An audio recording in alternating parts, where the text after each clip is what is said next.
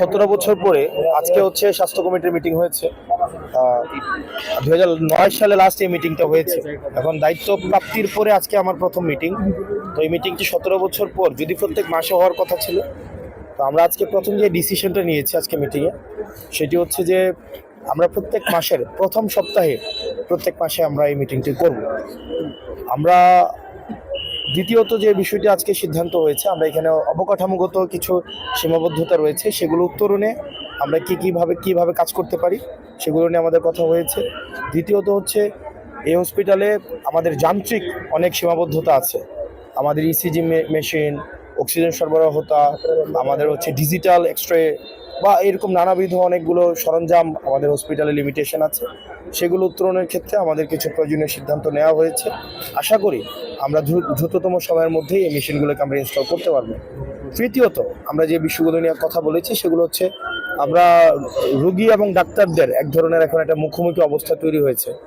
আমরা যদি ডাক্তারদেরকে তার পেশার একটা যথাযথভাবে ব্যবস্থা নিশ্চিত করতে না পারি, সেক্ষেত্রে কিন্তু আসলে ডাক্তাররা মানসিকভাবে রোগী দেখার ক্ষেত্রে তারা হচ্ছে সেই পরিবেশটি পাবে না। যেমন আপনারা জেনে থাকবেন যে এই হসপিটালটা কিন্তু 50 শয্যা বিশিষ্ট।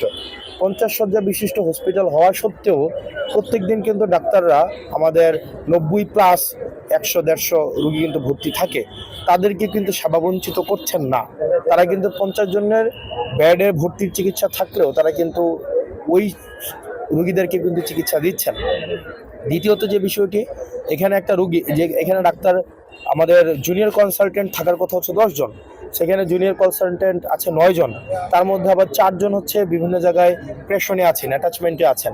তার মানে এখানে জনবল থাকার কথা ছিল 10 জন, আছে মাত্র 5 জন। এই 5 জন দিয়ে আমাদের কিন্তু ঠিকই আমাদের প্রত্যেক দিন হচ্ছে আমাদের আপনারা যদি আপনি জেনে থাকবেন এখানে প্রত্যেক দিন এখানে হচ্ছে 1000-এর কাছাকাছি রোগী দেখতে হয়, 800-700 রোগী দেখতে হয়।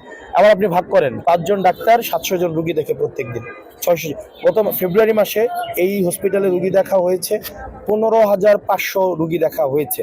আবার আপনি চিন্তা করেন প্রত্যেক 5 জন ডাক্তার যদি 15,000 রোগী দেখে, এটা হচ্ছে কোনোভাবেই। আর ডাক্তারি জায়গা থেকে আমি ডাক্তারকে হচ্ছে প্রেশার দিয়ে ফোর্স করাইয়া, জোর করাইয়া, জবরদস্তি করাইয়া আমি এটাকে চিকিৎসা করাইতে পারবো না।